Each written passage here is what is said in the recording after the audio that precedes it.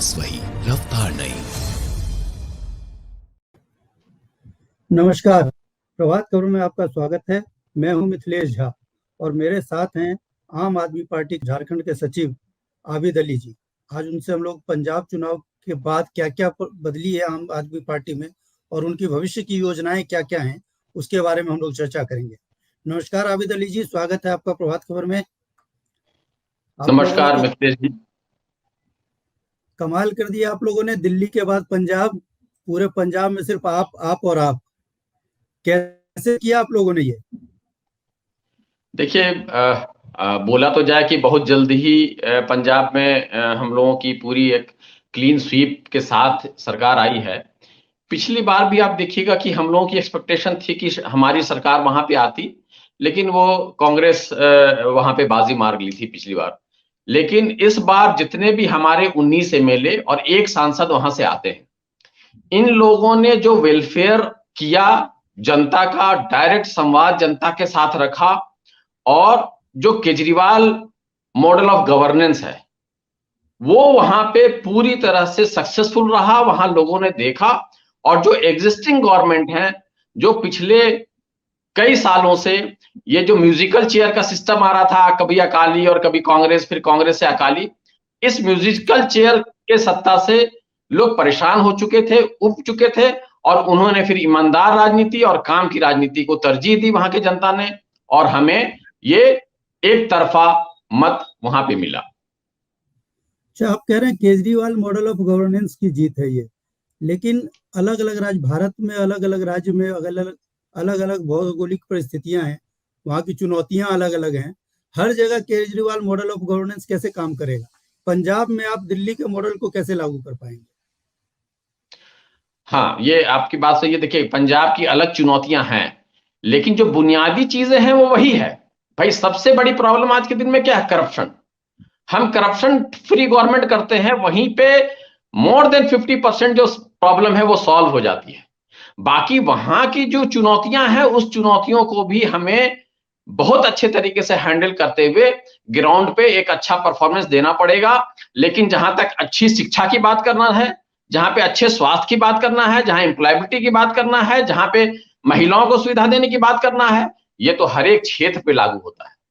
बगैर शिक्षा के किसी भी देश का, किसी भी प्रदेश का बहुत ज्यादा डेवलपमेंट नहीं हो सकता है। तो ये बुनियादी चीजें जो है वो हर प्रदेश के लिए लागू होती हैं।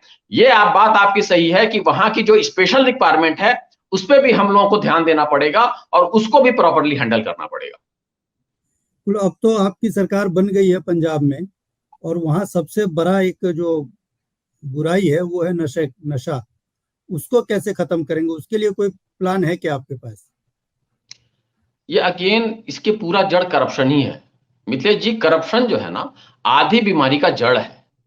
आप देखिए कि जो करप्शन है वो किसी ना किसी नेता के छत्रछाया में चलता है, फिर उसी के तरह सारा प्रशासन भी काम करता है, उन्हीं के डायरेक्शन पे काम करता है।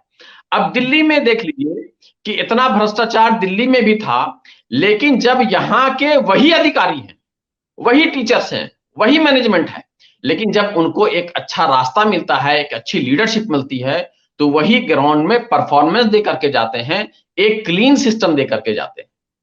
तो अगर भ्रष्टाचार वहां बंद होगा तो नशा को भी लेकर के चीजें जो है बहुत वहां सुधरेगी। ये एक बहुत बड़ा मसला था, नशा और पलायन। वहां पे तो ऐसी स्थिति थी कि बच्चे, अब मतलब जो गार्जियन है वो अपने बच्चों को चाहते नहीं थे कि वो पंजाब में रहो, चले जाए बाहर, कहीं वहां रहेंगे तो कहीं नशे में ना मुब्तला हो जाएंगे। तो ये एक बहुत बड़ा कंसर्न है, इसको एड्रेस किया जाएगा और इसको जड़ से वहां पे खत्म किया जाएगा। बिल्कुल। एक चीज तो है कि बिजली, पानी, शिक्षा और स्वास्थ्य, ये मौलिक सुविधाएं हैं, ये सबको मिलनी चाहिए। ये आपकी पार्टी जहां भी जाती है इसको जोर शोर से उठाती है इस मामले को। और बिजली पानी फ्री, शिक्षा फ्री, स्वास्थ्य फ्री, ये तो आपकी पार्टी करती है। लेकिन रोजगार पे बात बहुत कम होती है आम आदमी पार्टी की तरफ से। एक छोटा सा एग्जांपल मिथिलेश जी मैं आपको देता हूं, इसमें रोजगार पे एक छोटा सा एग्जांपल देता हूं। मैं वहां पे, आप होमगार्ड की जो टेम्पररी वहां एम्प्लॉय हैं उन लोगों की प्रॉब्लम थी, मैं गया था वहां मोराबादी मैदान में। हमारे यहाँ जो बसों में मार्शल रखा हुआ है उसको 23,000 रुपया सैलरी देते हैं। लगभग सारे बसों में मार्शल्स हैं। तो आप देखिए कि अगर नीयत सही हो तो बहुत छोटी सी समस्या है वहां पे झारखंड में। हमारे यहां पहली बार पूरे इंडिया में जल विभाग में 700 निविदा कर्मी थे, उनको परमानेंट किया गया। पूरे भारत के इतिहास में कभी नहीं हुआ था पहले ये। तो नीयत अच्छी होनी चाहिए। जो केजरीवाल जी जो ईमानदारी, जो करप्ट फ्री गवर्नमेंट का मॉडल जो रखा है उन्होंने, उसमें सॉल्यूशन निकालना आसान हो जाता है। जहां पे हम लोगों से संवाद करते हैं, लोगों की प्रॉब्लम समझते हैं और उस प्रॉब्लम के हिसाब से उसका सॉल्यूशन निकालते हैं। जब एक साथ 700 लोगों की जॉब परमानेंट की जा सकती है, निविदा कर्मियों उनको परमानेंट किया जा सकता है, तो बाकी जगह भी किया जा सकता है। तो रोजगार के बहुत सारी संभावनाएं हैं। यहां पे रोजगार मेला भी लगता है और हर साल कितने लोग, कितने बेरोजगार उस रोजगार मेला के थ्रू यहाँ पे इंप्लॉय होते हैं, चाहे गवर्नमेंट हो, प्राइवेट हो, कॉर्पोरेट में है, सब जगह। तो वो नियत होनी चाहिए, वो प्लानिंग होनी चाहिए और उसकी प्रॉपर इंप्लीमेंटेशन भी होनी चाहिए। पंजाब में आप लोगों ने इतना शानदार परफॉर्म किया, गोवा, उत्तर प्रदेश, उत्तराखंड, मणिपुर, इन सब जगहों पे क्या कमी रह गई? उत्तर प्रदेश में आपकी एक भी सीट नहीं आई। देखिए वहां पे पूरे पिछले 4 साल में देखिएगा तो विपक्ष के नाम पे हमारे प्यारे सांसद संजय सिंह ही रहे। कोई भी बड़ी जो प्रॉब्लम थी, चाहे हाथरस हो, बाकी सारे मसले हो, उसमें कोई भी लोग बाहर निकल करके नहीं आ। ये बात अलग है कि हमारी शुरुआती दौर है, हम सब अभी संगठन मजबूत बनाए हैं। और जहां तक मैं भी यूपी कई जगह गया था, तो जो लोगों से जो एक वाइब मिल रहा था, उसमें लोग ये बोल रहे थे कि आपकी पार्टी बहुत अच्छी है, आप लोग रहिए। लेकिन इस बार हम लोग बीजेपी को हराना चाहते हैं। तो बीजेपी के हराने वाले लोग सपा गठबंधन को वोट कर रहे थे और बीजेपी को जिताने वाले लोग भाजपा गठबंधन को वोट कर रहे थे। तो एक बाइपोलर वोटिंग वहां पे यूपी में हुई। इसी तरह से बाकी सारा हम जैसे गोवा में कुछ और भी अच्छी रिजल्ट की उम्मीद कर रहे थे, लेकिन फिर भी हमारा 2 एमएलए है। लेकिन अगर हमारी पार्टी का ग्रोथ देखिएगा तो पूरे इतिहास में एक एग्जाम्पल है कि एक नई पार्टी 9 साल में इस तरह से ग्रो करती है और एक स्टेट से लेकर के 2 स्टेट में जनता के साथ मिलकर के काम करने के लिए उनको मत मिलता है। तो ये अपने आप में एक बहुत बड़ा इतिहास, बहुत बड़ा अचीवमेंट है पार्टी के लिए। बिल्कुल बड़ा अचीवमेंट है पार्टी के लिए कि इतने कम समय में 2-2 राज्य में और सभी दलों का सुपड़ा साफ करके आप लोग सत्ता में आए हैं। ऐसा नहीं है कि 1 या 2 सीट से मेजोरिटी हासिल की हो। ऐसी मेजोरिटी हासिल की है कि दूसरे पार्टी वाले कहीं टिक ही नहीं पाए। विपक्ष नाम का कोई चीज रह नहीं गया एक तरह से। तो अब आप लोगों की योजना हिमाचल प्रदेश की तरफ है, हरियाणा, गुजरात में आप चुनाव लड़ने जा रहे हैं, अच्छी बात है। बंगाल में आप लोग पंचायत चुनाव लड़ने की बात कर रहे हैं। तो बंगाल में आपकी रणनीति क्या होगी?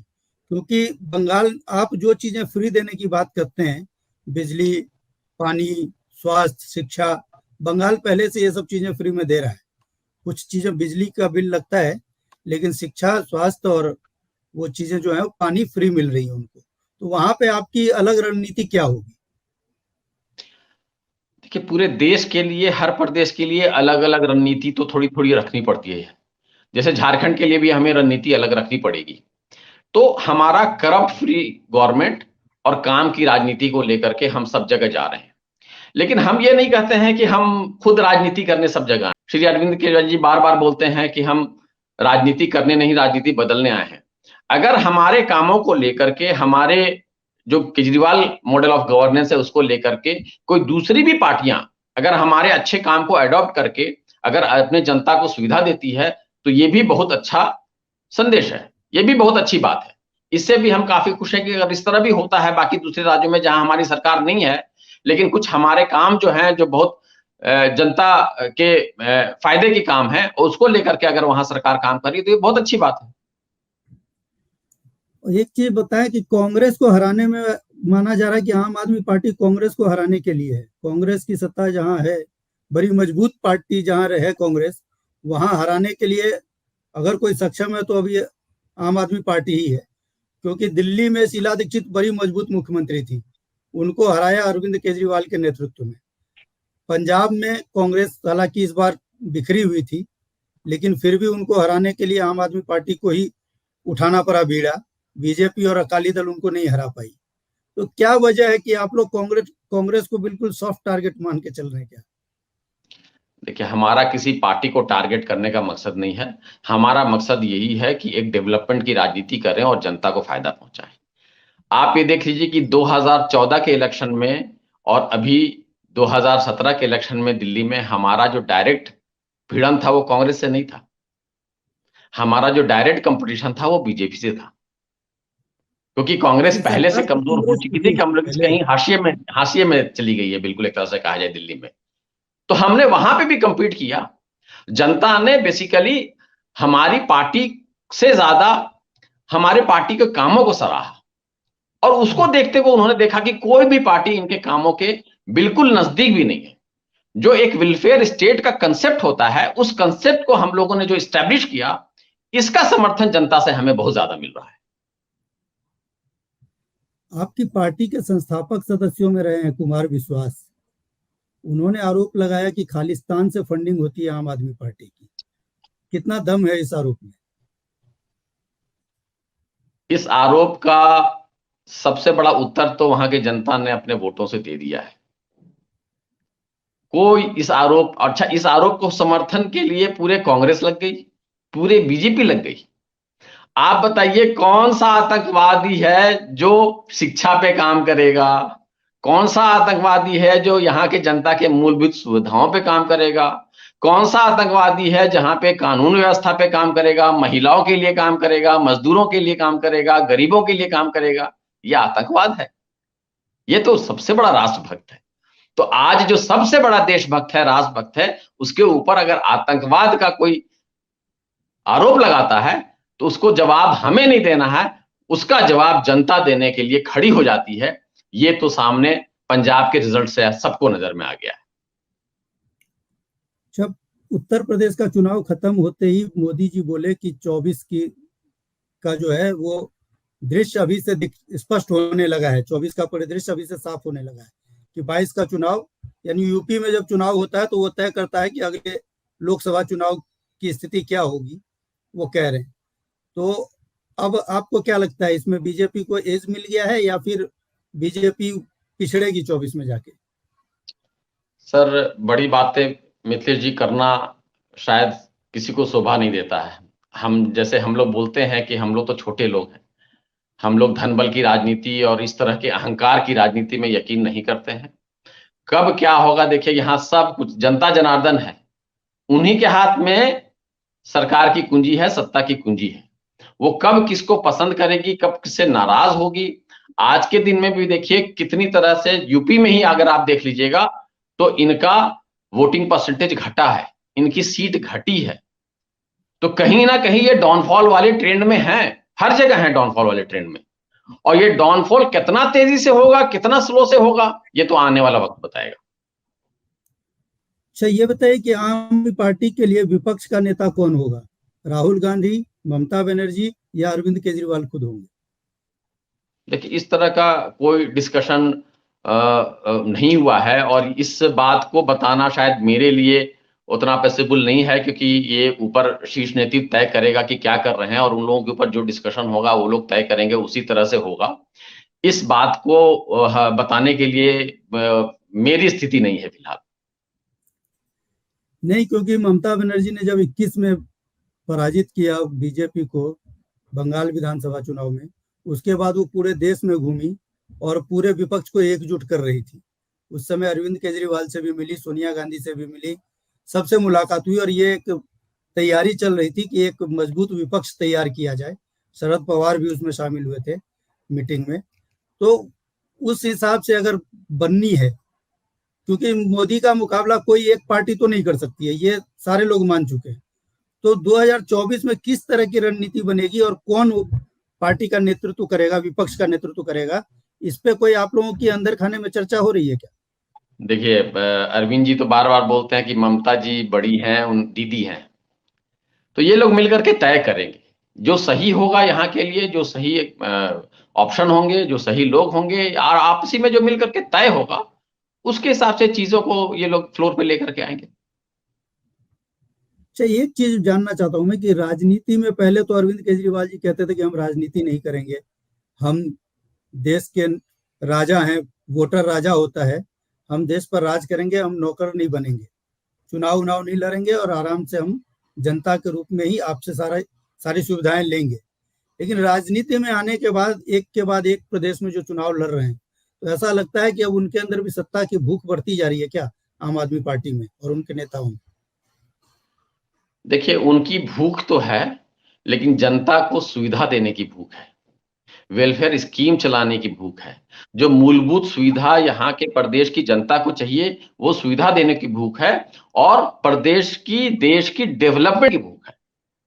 तो ये भी भूख गलत नहीं है, ये तो लोगों के लिए कर रहे हैं, अपने लिए क्या कर रहे हैं? आज भी अपने लिए वो कुछ नहीं कर रहे हैं, जनता के लिए ही वो सुबह से शाम सारी एक्टिविटी करते हैं। और आप देख लीजिए कि जहां पे आज हमारे यहाँ झारखंड में देख लीजिए क्या स्थिति हो गई है। बीजेपी की गवर्नमेंट आई तो क्या स्थिति है, और जेएमएम आने के बाद भी कोई सुधार नहीं। क्या आप 21 साल में जो सुधार होना चाहिए था झारखंड में, वो हुआ है? जब नहीं सुधार हुआ तो एक ऑप्शन तो जनता की बीच लेकर के जाना पड़ेगा। उस लड़ाई में हम हैं कि कैसे देश का भला हो, कैसे देश की तरक्की हो, एजुकेशन कैसे ट्रांसफॉर्म हो, कैसे यहाँ हेल्थ सिस्टम ट्रांसफर हो। कब तक आजादी के 70 साल के बाद भी कब तक हमारी जनता दर दर भटके ठोकर खाती रहेगी? तो एक गंभीर प्रश्न खड़ा है पूरे देश में, उसका सॉल्यूशन किसी ना किसी को निकालना पड़ेगा। कुछ और राजनीति पार्टियां भी आकर के ईमानदार हो जाएं और काम की राजनीति करने लगे, हमें खुशी होगी। हम उनको कंसल्टेटिव रिलेशन उनसे बनाने के लिए भी तैयार हैं। तो मेन मुद्दा यह है कि सुविधाएं बढ़नी चाहिए, जनता को सारी फैसिलिटी जो है, जो एक वेलफेयर स्टेट का एग्जाम्पल होता है, वेलफेयर स्टेट में होता है, वो मिलना चाहिए। और सबसे बात है कि देश तरक्की करना चाहिए, प्रदेश तरक्की करना चाहिए। ये तो इंश्योर करना ही पड़ेगा, और ये जनता का अधिकार है। उस अधिकार के लिए हम लोग लड़ रहे हैं। कांग्रेस की 2 सरकारें तो आपने छीन ली, दिल्ली से और पंजाब से उनको साफ कर दिया। 2 स्टेट में वो बचे हुए हैं, छत्तीसगढ़ और राजस्थान में, और झारखंड में गठबंधन की सरकार चला रहे हैं। तो क्या इन तीनों जगहों से भी कांग्रेस का वही असर होगा जो पंजाब और दिल्ली में हुआ? क्योंकि आप इन स्टेट्स में बढ़ रहे हैं। देखिए, हश्र तो जनता करती है। अगर वो जनता के लिए काम किए, देश के लिए काम किए, करप्शन पे कंट्रोल किए, क्राइम पे कंट्रोल किए, वेलफेयर किए वहां के यूथ का, तो जनता उनको चुनेगी। नहीं अगर किए तो वो कोई और ऑप्शन देखेगी। तो वो जनता को तय करना है। जनता जिनको मत देती है वही सरकार चलाते हैं, वही अपने कामों को उस प्रदेश के लिए अंजाम देते हैं। तो ये आने वाला वक्त बताएगा। अमित शाह और नरेंद्र मोदी की जोड़ी का मुकाबला कैसे करेगी आम आदमी पार्टी? लोकसभा चुनाव के लिए क्या तैयारी है आप लोगों की? देखिए, हम तो बहुत छोटे लोग हैं, हमारी बड़ी छोटी पार्टी है, और हम कोई धन बल की राजनीति नहीं है। हम तो बस जनता के लिए काम कर रहे हैं, और जनता जहां जहां हमें सपोर्ट करेगी हम वहां पे काम करेंगे। हम अपने जो वेलफेयर करने का जो तरीका है, काम करने का जो तरीका है, ग्राउंड में जो परफॉर्म करने का तरीका है, उस तरीके पे हम बिल्कुल कंसंट्रेट करके चलते रहेंगे। और जनता फिर अगर उसका हमें रिजल्ट देगी, हमें मत में वो उसका रिजल्ट देगी, तो हम आगे बढ़ेंगे। और ये तय है कि हमारी पार्टी आज के दिन में नेशनल एजेंडा पे है। हम अलग अलग प्रदेशों में अपने संगठन पे काम कर रहे हैं, चाहे उत्तराखंड आपने देख लिया, गोवा देख लिया, आपने यूपी देख लिया, और बाकी सारे स्टेट में भी, झारखंड में भी हमारे प्रदेश संयोजक श्री डीएन सिंह जी के अध्यक्षता में हम लोग संगठन पे बहुत मजबूती से काम कर रहे हैं। तो हम लोग हर स्टेट पे हैं। अगर कोई स्टेट अच्छा कर रहा है तो बहुत अच्छी बात है, लेकिन नहीं कर रहा है तो उनको तो एक विकल्प देना पड़ेगा, एक ईमानदार विकल्प देना पड़ेगा। और हमारे पास एक मॉडल है दिखाने के लिए, एक काम है, काम की राजनीति है, जो मैं हमें प्रूफ करने के लिए दूसरे स्टेट में भी कि हम कर सकते हैं, और हमने ग्राउंड में परफॉर्म करके दिखाया है। तो इसको लेकर के हम जनता के पास जाएंगे। जैसे मोदी जी कहते थे, मोदी जी जब पीएम बने तो गुजरात मॉडल की चर्चा होती थी, अब उसी तरह से अरविंद केजरीवाल मॉडल की बात कर रहे हैं आप लोग। देखिए, दोनों में बहुत फर्क है। अभी आप गुजरात में देखिए कि कई स्कूलों में बात हुई कि हम लोग भी जाकर के देखें स्कूल का क्या है कंप्लीट, तो स्कूल में घुसने नहीं दिया गया। वहां पे बाउंड्री और बैरिकेडिंग सिस्टम है, जहां पे डेवलपमेंट नहीं है उसको बाउंड्री करके बिल्कुल किनारे कर दिया जाता है। और हमारी दिल्ली में तो सारे प्रदेश के लोग हैं, पूरे इंडिया से लोग रहते हैं और एक खुली किताब है। लोग खुद आकर के देख सकते हैं कि हमारा डेवलपमेंट सिर्फ कागजी है कि ग्राउंड पे हम लोग इसको इंप्लीमेंट करते हैं।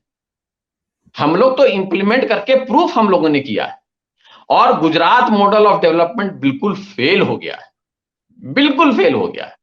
गुजरात में खुद देखिए आज के दिन में क्या सिचुएशन है, कितनी नाराजगी है, अनएम्प्लॉयमेंट की क्या हालत है, वहां कुपोषित बच्चे हैं, वो निचले पायदान पे है कुपोषण के मामले में बच्चों के।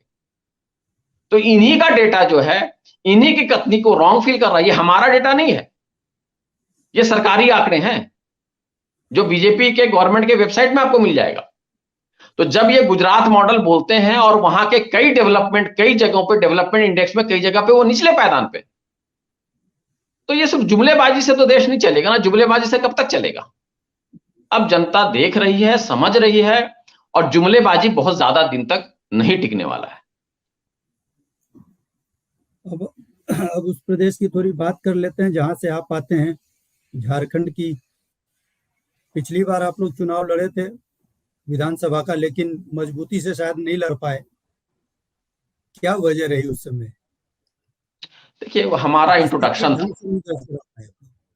आप एक समझिए कि एक हमारा इंट्रोडक्शन था वो कि हम भी इलेक्टोरल पॉलिटिक्स में झारखंड में पूरी सीरियसली हम लोग आने वाले समय में लड़ेंगे। तो जो भी ऐसे लोग हैं, यूथ हैं, समाज सेवी हैं, जो ईमानदार राजनीति और काम की राजनीति पे यकीन करते हैं, समाज सेवा करना चाहते हैं, हम लोगों ने सबको खुली आमंत्रण दिया है कि हमारी पार्टी के साथ जुड़े और हम लोग झारखंड में भी अपनी काम की राजनीति और ईमानदार राजनीति को एस्टैब्लिश करना चाहते हैं। अब झारखंड की हालत किसी से छुपा हुआ नहीं है। आज देखिए एम्प्लॉयमेंट की कितनी बुरी हालत है, शिक्षा की कितनी बुरी हालत है, स्वास्थ्य की कितनी बुरी हालत है। वहां के मूल निवासियों की समस्या 21 साल हो जाने के बाद भी जस के तस है।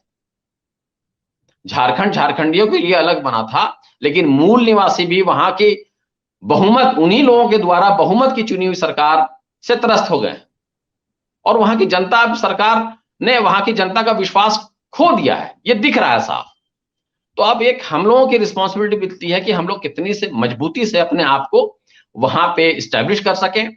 हमारे प्रदेश संयोजक जी बहुत मेहनत कर रहे हैं, हम लोग सारी टीम बहुत मेहनत कर रही है और उम्मीद करते हैं कि हम लोग एक अच्छा संगठन और अच्छा विकल्प झारखंड की जनता को दे सकेंगे। आपको कहाँ यहाँ की सरकार में क्या खामी दिखती है? सबसे बड़ी खामी आपको क्या लगती है? झारखंड में जो चीज होना चाहिए था और वो नहीं हुआ। सबसे बड़ी खामी तो करप्शन है सर।